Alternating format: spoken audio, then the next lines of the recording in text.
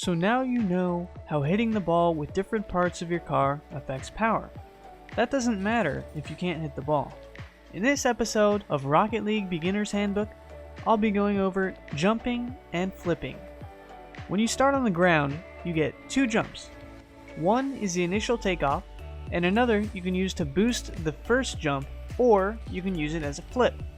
Your second jump lasts about 1.5 seconds after the first jump.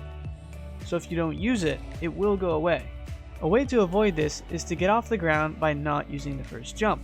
Examples of this include falling off the ceiling or flying out of the top of the goal.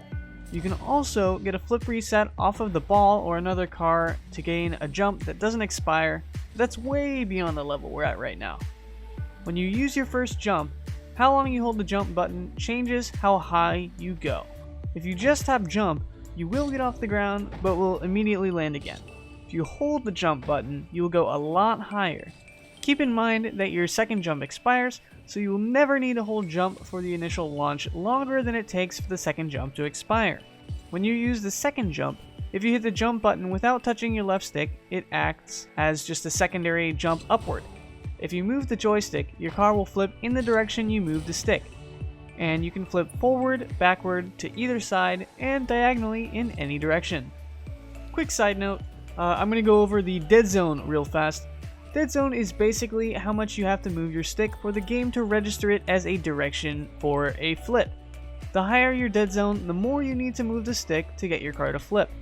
I've actually never changed my dead zone settings and have never had any problems. But if you have issues flipping when you don't want to, or vice versa, I would mess around with the dead zone until you can find something that's comfortable to play with. Okay, back to talking about flips. One thing that's special about flips, and would be impossible to do perfectly with real-life physics, is that when you flip, all vertical motion is stopped. If you're falling from the ceiling and you flip, you'll almost freeze in midair, only moving in the direction of your flip. This works a lot better than using a regular jump to counter vertical motion. There is a way to stop vertical motion without going through the flip animation called a stall, but it's pretty complicated and only used by higher level players. When you're going for the ball in the air, make sure you get to the elevation you need to before the flip, because you won't be going up or down at the start of your flip. Oh, another thing to note is if you ever hear people referring to something called a dodge, it's the same thing as a flip and they can be used interchangeably. Now that you know about jumping and flipping, I mentioned going for the ball in the air. You can't get into the air without boost.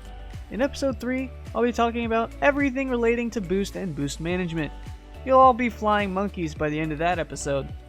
If you want me to cover a specific topic in a future episode, please let me know on Twitter at JTMCMO or down in the comments. Also, please consider subscribing. Until next time.